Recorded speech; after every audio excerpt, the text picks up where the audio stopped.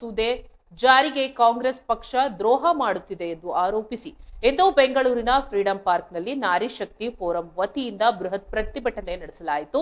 ನೂರಾರು ಮಹಿಳೆಯರು ಭಾಗವಹಿಸಿದ್ದ ಈ ಪ್ರತಿಭಟನೆಯಲ್ಲಿ ಕೇಂದ್ರ ಸಚಿವೆ ಶೋಭಾ ಕರಂದ್ಲಾಜೆಯವರು ಭಾಗವಹಿಸಿ ರಾಜ್ಯ ಮತ್ತು ಕೇಂದ್ರದ ಕಾಂಗ್ರೆಸ್ ನಾಯಕರ ವಿರುದ್ಧ ಕಿಡಿಕಾರಿದ್ರು. ಪ್ರತಿಭಟನೆಯನ್ನ ಉದ್ದೇಶಿಸಿ ಮಾತನಾಡಿದ ಶೋಭಾ ಕರಂದ್ಲಾಜೆ, ಮಹಿಳೆಯರನ್ನ ಕಾಂಗ್ರೆಸ್ ಸರ್ಕಾರ ಕೇವಲ ಮಹಿಳಾ ಮತ್ತು ಮಕ್ಕಳ ಆಯೋಗಕ್ಕೆ ಸೀಮಿತಗೊಳಿಸಿದೆ. ಆದರೆ ಪ್ರಧಾನಿ ಮೋದಿಯವರು ಮಹಿಳೆಯರಿಗೆ ಆರ್ಥಿಕ ಮತ್ತು ರಾಜಕೀಯ ಶಕ್ತಿ ನೀಡಿದ್ದಾರೆ.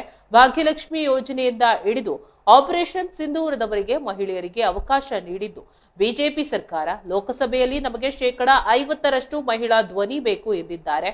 ಮಹಿಳಾ ಮೀಸಲಾತಿಗಾಗಿ ಕಳೆದ 30 ವರ್ಷಗಳಿಂದ ಹೋರಾಟ ನಡೆಯುತ್ತಿದೆ. ಕೇಂದ್ರ ಸರ್ಕಾರ ಮಸೂದೆಯನ್ನ ಮಂಡಿಸಿದರೆ ದಕ್ಷಿಣ ಭಾರತಕ್ಕೆ ಅನ್ಯಾಯವಾಗುತ್ತದೆ ಎಂಬ ನೆಪವೊಡ್ಡಿ ಕಾಂಗ್ರೆಸ್ ವಿರೋಧಿಸುತ್ತಿದೆ. ಲೋಕಸಭೆಯಲ್ಲಿ ಮಸೂದೆ ಪಾಸ್ ಆಗಲು ಬಹುಮತ ಬೇಕು. ನಮಗೆ ಆ ಬಲ ಸಿಗದಂತೆ ಮಾಡುವುದು ವಿರೋಧ ಪಕ್ಷಗಳ ಷಡ್ಯಂತ್ರ. ಆದರೆ ಮುಂದಿನ ದಿನಗಳಲ್ಲಿ ಇದು ಖಂಡಿತವಾಗಿಯೂ ಪಾಸ್ ಆಗಲಿದೆ ಎಂದು ವಿಶ್ವಾಸ ವ್ಯಕ್ತಪಡಿಸಿದ್ರು. ಇದೇ ಸಂದರ್ಭದಲ್ಲಿ ಸಿಇಟಿ ಪರೀಕ್ಷಾ ಕೇಂದ್ರಗಳಲ್ಲಿ ವಿದ್ಯಾರ್ಥಿಗಳ ಜನಿವಾರ ಮತ್ತು ತಿಲಕ ತೆಗೆಸಿದ ವಿಚಾರವಾಗಿ ಮಾತನಾಡಿದ ಅವರು, ಹಿಂದೂ ಧರ್ಮಕ್ಕೆ ಅವಮಾನ ಮಾಡುವುದು ಕಾಂಗ್ರೆಸ್ ಪಕ್ಷದ ಹವ್ಯಾಸವಾಗಿದೆ. ಕಳೆದ ವರ್ಷವೂ ಇದೇ ರೀತಿ ಮಾಡಿದ್ರು. ಜನಿವಾರ, ತಾಳಿ, ತಿಲಕ ತೆಗೆಸುವ ಇವರ ನಡೆಯನ್ನ ನಾವು ಎಂದಿಗೂ ಸಹಿಸುವುದಿಲ್ಲ. ಇದು ಹಿಂದೂಗಳಿಗೆ ಮಾಡುತ್ತಿರುವ ನೇರ ಅವಮಾನ ಎಂದು ಆಕ್ರೋಶ ಹೊರಹಾಕಿದ್ದಾರೆ.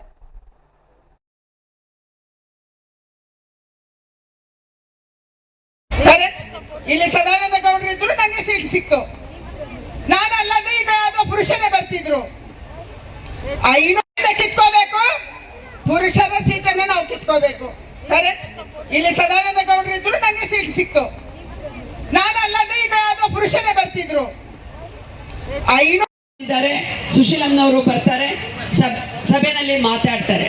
1951ರಲ್ಲಿ ಅಂಬೇಡ್ಕರ್ ಅವರು ಭಾರತ್ ಕಿ ನಾರಿ ಹೇ, ಫೂಲ್ ನಹಿ ಚಿಂಗಾರಿ ಹೇ, ಅಲ್ಲ ನಮ್ಮ ಹೆಣ್ಮಕ್ಳು ಕೂತ್ಕೊಳ್ಳಿ ಕೂತ್ಕೊಳ್ಳಿ ಕೂತ್ಕೊಳ್ಳಿ, ಎಲ್ಲರೂ ಬರ್ಬೇಕು. ಸ್ವಲ್ಪ ಕಿತ್ಕೋಬೇಕು, ಪುರುಷರ ಸೀಟನ್ನ ನಾವು ಕಿತ್ಕೋಬೇಕು. ಕರೆಕ್ಟ್. ಇಲ್ಲಿ ಸದಾನಂದ ಗೌಡರು ಇದ್ರು, ನಂಗೆ ಸೀಟ್ ಸಿಕ್ತು.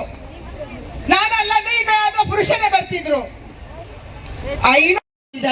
ಸುಶೀಲಮ್ಮನವರು ಬರ್ತಾರೆ, ಸಭೆಯಲ್ಲಿ ಮಾತಾಡ್ತಾರೆ. 1951ರಲ್ಲಿ ಅಂಬೇಡ್ಕರ್ ಅವರು